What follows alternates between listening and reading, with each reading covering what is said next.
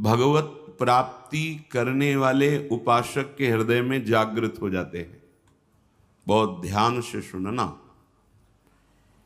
ये 10 लक्षण जब प्रकट होने लगे तो जान लेना कि अब हमारा परम सौभाग्योदय होने जा रहा है।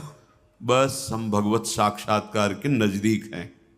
जब तक इन 10 लक्षणों में कमी दिखाई दे तो संभालो इन 10 लक्षणों को अपने जीवन में पक्का।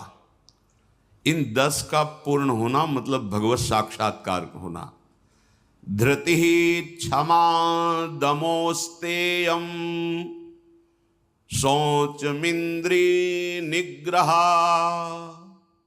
धीर विद्या सत्यमक्रोधो दशकम धर्म लक्षणम। धृति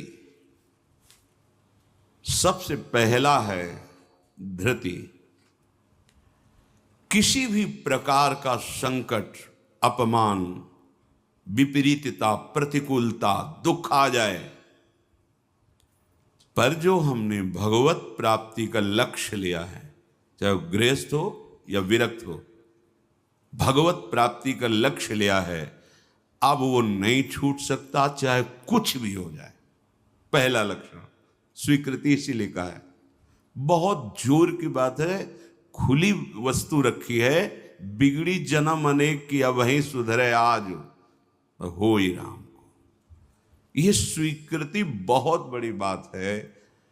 अपने लोग देहाभिमानी हैं तो क्रियाओं पर संतोष करते हैं, क्रियाओं पर विश्वास कर लेते हैं कि मैं ये कर रहा हूं, इसके फलस्वरूप ऐसा मिलेगा।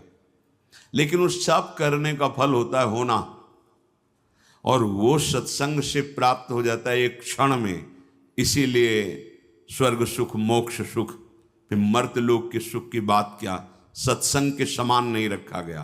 तात स्वर्ग अपवर्ग सुख धरी तुला एक अंग, तूलन ताहि सकल मिल जो सुख लव सत्संग। स्वीकृति बहुत जोर की बात है।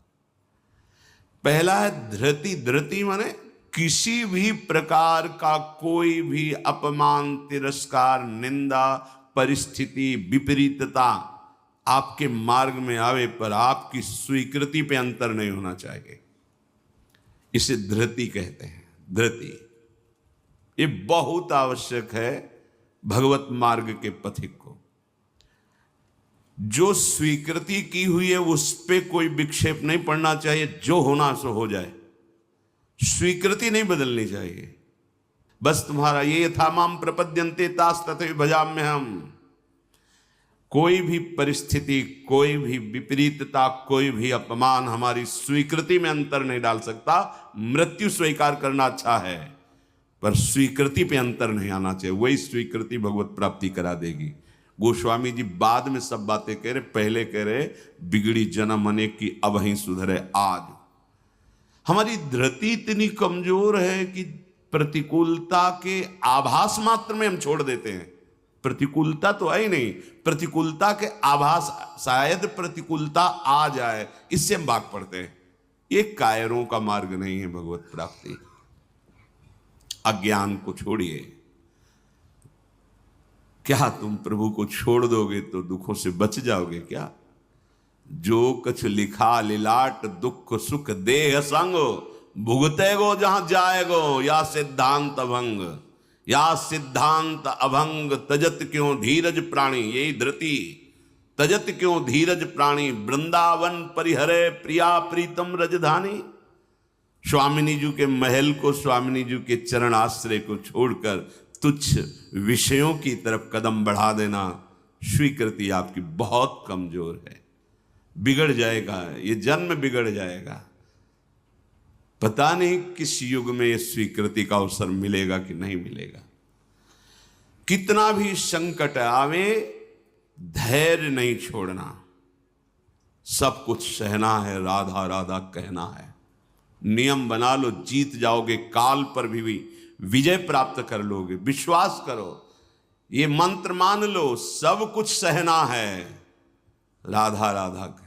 राधा राधा आपको सराहेंगे, आपको चाहेंगे, आप जो मर्जी आवे सो करो। सराहेंगे आपको, कोसेंगे नहीं, आपको सराहेंगे और आपको ही चाहेंगे। हम आपसे तन मन प्राण सर्वस्व समर्पित करके प्रेम करते हैं। ये प्रेम मार्ग की बात। भगवत प्राप्ति करना है तो पहली बात है ये धृति, ये धैर्य रखो। ये नहीं देखा जाता, धैर्य नहीं दिखाई देता, धैर्य नहीं। जरा सा विचलता हुई भाग पड़े। कहां भागोगे? जिधर भाग के जा रहे उधर तो विचलता का समुद्र है। यहां तो विचलता तुम्हें अविचल स्थिति प्रदान करने के लिए है। यहां का भय तुम्हें निर्भय पद प्रदान करने के लिए है। और इस भय को स्वीकार करके भाग रहे हो तो महाभयावह प्रवाह है संसार का, बहते चले जाओगे। अभय होए जो तुम्हें डेराई। धृति, जो धृतिवान है, लौकिक पारलौकिक सारी संपत्तियां उसके चरणों में झुकने लगती हैं। देख लो, शब्द पर ध्यान दो। जो धृतिवान है, धैर्यवान है, हर कष्ट सहता है, तो आगे जो मार्ग है बोले लौकिक और पारलौकिक सारी संपत्तियां उसके चरण चूमती हैं, क्योंकि वो धैर्यवान है। अगर धृति नहीं है तो परमार्थ का भेष भले हो, परमार्थ की स्थिति नहीं होगी। इसीलिए भगवान कपिल देव जी ने माता देवती जी से कहा, जो आसक्ति संसार के बंधन का कारण है, वही आसक्ति यदि महात्माओं के चरणों में हो जाए तो मोक्ष का खुला हुआ द्वार है। तो वो महात्मा कैसे होते? तो सबसे पहला शब्द था तितिक्षवः, मतलब महान सहनशील होते हैं संत जन। तितिक्षवः, यहां धृति, ऐसा धैर्य कि कोई भी विचलित ना कर सके। बहुत गंभीरता से, इसीलिए इसमें रुके हुए हैं, बहुत गंभीरता से। पहला लक्षण है भगवत प्राप्ति का। जिसके अंदर ये 10 लक्षण आ गए तो भगवान प्रकाशित हो जाते हैं हृदय में, क्योंकि वही परम धर्म का स्वरूप है। भागवत धर्म में चलने वाले या कोई भी धर्म स्वीकार करे तो धृति जरूर आनी चाहिए। अगर धृति नहीं, आप पातिव्रत धर्म, एक पत्नी व्रत धर्म, जो जहां जिस धर्म में, तो उसको धैर्य धारण करना पड़ेगा। बिना धृति के धर्म का पालन नहीं होता। फिर ये तो परम धर्म, महाभागवत धर्म, प्रेम धर्म, इसमें तो कष्टों की परवाह करे तो योद्धा कैसा। अगर अनुकूलता, प्रशंसा, मान और सुख की चाह है तो परमार्थ का पथिक कैसा। अभी भ्रम में है वो। किसकी अनुकूलता? किसकी अनुकूलता? शरीर की। चाहे जितना अनुकूलता देते रहो, ये नष्ट होगा। इसकी अनुकूलता नहीं। श्री कृष्ण अनुकूल लेन, श्री कृष्ण की अनुकूलता को देखो कि हमारे शरीर, मन, वाणी, चेष्टा प्रभु के अनुकूल हो। उसके लिए तुम धैर्यवान बनो। चाहे जितनी निंदा हो, अपमान हो, तिरस्कार हो, संकट आवे, विपत्ति आवे, परवाह नहीं। तो हर विपत्ति संपत्ति बन जाएगी। देख लेना, लिखा है कि जो धैर्यवान होकर परमार्थ में चलता है तो लौकिक और पारलौकिक सिद्धियां और सफलता उसके चरणों में आ जाती है। श्री राधा किंकरीणाम लुठति चरणयो रद्भुता सिद्ध कोटि, करोड़ों प्रकार के वैभव सिद्धियां उसके चरण दास्ता में आ जाती, हाथ जोड़े खड़ी रहती है जब सेवा की आज्ञा हो। दूसरी बात है, दूसरा लक्षण है क्षमा। अपने साथ कोई बुराई कर रहा है, भगवत प्राप्ति करनी तो संसारिक आदमी इन बातों को समझ भी नहीं सकता, क्योंकि उसका उद्देश्य अंतःकरण धर्म में अहम ममत्व स्थापित करके भोगों को भोगना और उसी में सुखी होना है। अभी अज्ञान है, वो नहीं समझ रहा। ये परमार्थ के पथिक की बात है। क्षमा, ये इसलिए बोला, वो सामने वाला हमको ऐसा बोलता है, हम चुप रहेंगे। कैसे चुप रह सकते हैं? सामने वाला कौन है?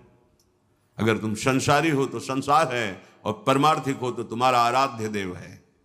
तुम्हारी वही तत्व दृष्टि होनी चाहिए जिसकी प्राप्ति के लिए निकले हो। कब करोगे? किस जन्म में करोगे? अभी इसी क्षण से अभ्यास शुरू करो।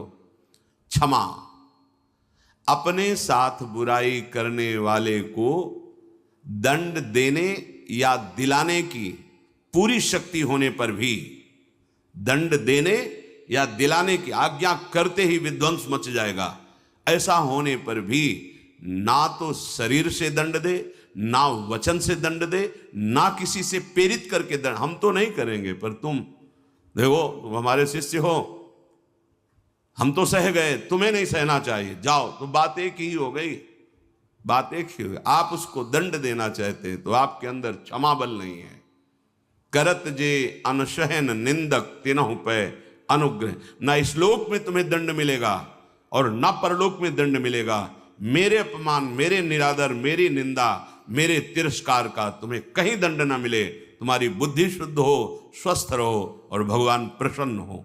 ये है परमार्थ के पथिक का हृदय। विचार करो, जो अनशहन करके निंदा कर रहा है, अपमान कर रहा है, तिरस्कार कर रहा है, उसके लिए ठाकुर हरिदास जी के कोड़े पे कोड़े वो बरसा रहे निर्दयी और कह रहे हरि बोल कहता है। तब ऐसी पीड़ा में भी मुस्कुरा के कहते हैं भगवान बड़े कृपालु हैं, तुम्हारा मंगल करेंगे, क्योंकि तुमने भी कहा हरि बोल। तो ये 2 अक्षर हरि नाम तुम्हारी जिह्वा पे आया, अब मुझे विश्वास हो गया कि भगवान तुम्हारा मंगल कर देंगे। ये है महाभागवत की स्थिति। कितना भी अपमान, कितना भी क्लेश या निंदा करे, उसके लिए ना मन से अमंगल भाव हो, ना वचन से हो। देखो पूरी शक्ति है, पर ऐसे महापुरुष हैं कि अगर वो संकल्प कर ले तो क्या ना हो जाए।